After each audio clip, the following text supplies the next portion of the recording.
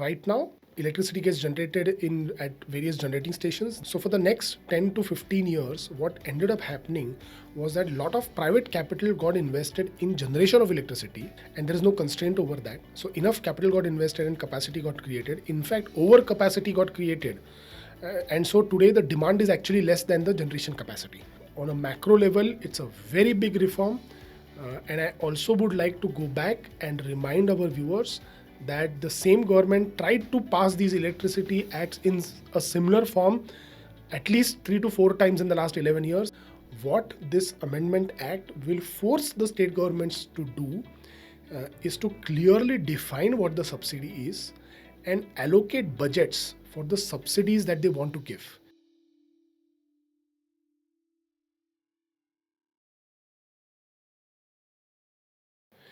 Hi, my name is Amey Kulkarni. We are SEBI registered investment advisors.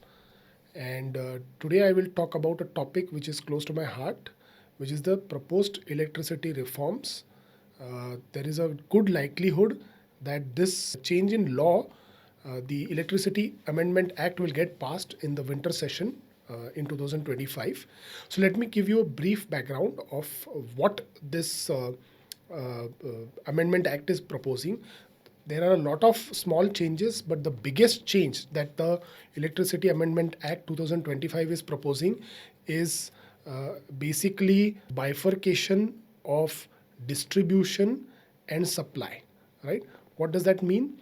Right now, electricity gets generated at various generating stations. These can be owned by private entities or central government or state government. The electricity gets transmitted over long distances to where the consumption or the demand is, which is essentially focused or concentrated in big cities around the country. So these transmission lines can also be owned by public sector enterprises like Power Grid or private entities. And now from this high voltage 400 kV transmission network, one needs to distribute or supply this electricity to households, industries, and lot of smaller consumers, right? So think of it like this: in a city like Mumbai or Delhi, you have crores of consumers, like lakhs of consumers. Probably each of these cities has around 40 to 50 lakh households, right?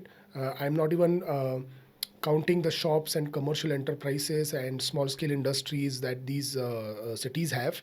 So if I just take the domestic consumers for these large cities, then electricity wires have to be laid down to reach each household, and electricity has to be supplied. It's a very complicated process. Now, let me go back and give you a brief of the entire industry. So the entire electricity, historically, India up to 1991 was a capital-starved economy. What it basically meant was we did not have money to put up capex projects, capital, right? So perennially, we were in generation of electricity was much less than the actual demand for this electricity. So for those who are old enough, they will remember the load shedding that used to happen when we were young, right? We were going to school. What has now happened was electricity reforms were done in 2003. The first thing that was done was the introduction of the regulators by the 1995 Electricity Regulators Act.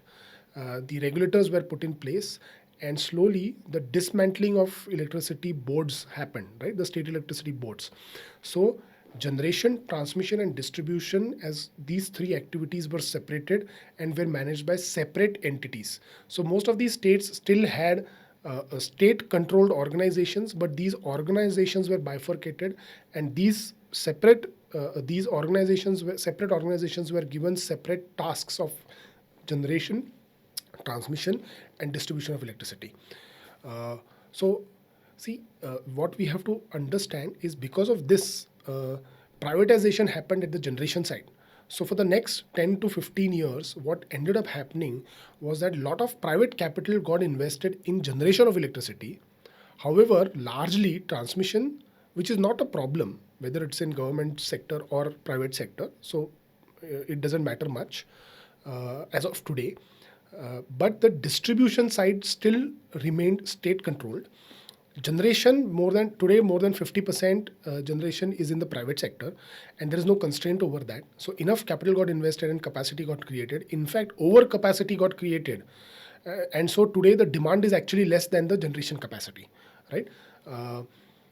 So now what has happened is that the constraint in the entire chain is distribution. In fact, almost all distribution utilities are loss making. The reason is also that electricity is not only a technically complicated subject, but is also politically complicated, because who doesn't want free electricity? Everybody wants free electricity, right? And in fact, many governments have also realized that giving subsidies, giving electricity for free is one of the major tools for trying to get the votes. So it's a very politically sensitized topic. So now what this Amendment Act is proposing is to now further bifurcate distribution, which is the laying of the transmission lines up to the household, and actual supply of electricity. So now what will happen is there can be multiple distribution entities, but essentially, because it's kind of a monopolistic business, because if you lay down the line to your household from the distribution transformer, it is very expensive to lay down the second line by a different entity. So essentially, distribution will remain, the laying down of the physical transmission and distribution lines will probably remain with the state government entities. However, like you change your SIM card in your mobile, right, from one service provider to another service provider, you can change the supplier of electricity for you. So you will pay separately for the transmission and the distribution infra that you use. However, you can choose the supply of electricity. Whosoever is able and willing to supply at the least cost, you will be able to buy electricity from that entity. What will end up happening is this entire distribution piece is not only complex, but is very inefficient and is the cause of huge distribution losses, primarily because it is state controlled, and state's priority is not to make these distribution entities profitable, but to use them as an extension of the government arm to try and get more votes, right? By giving subsidies to farmers or any other deserving entity. But essentially what ends up happening is, at the system level, there are massive losses, and there is chance that these massive losses will spill over to the economy and hurt the economy elsewhere. So essentially, one of the other things is that how do you subsidize lower income segment and farmers and the other sections, and how do you give them cheap electricity, right, to be able to get votes? You charge the industry and the commercial enterprises higher rates. But when you do that, essentially you make the cost of production of goods higher. And today the priority of the Indian economy is to get the manufacturing cycle going and doing well. So we need cheap input costs.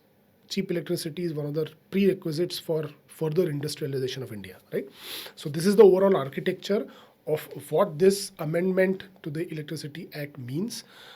What it will mean is that nobody is stopping any state government to give subsidy to deserving groups or sections of consumers, right?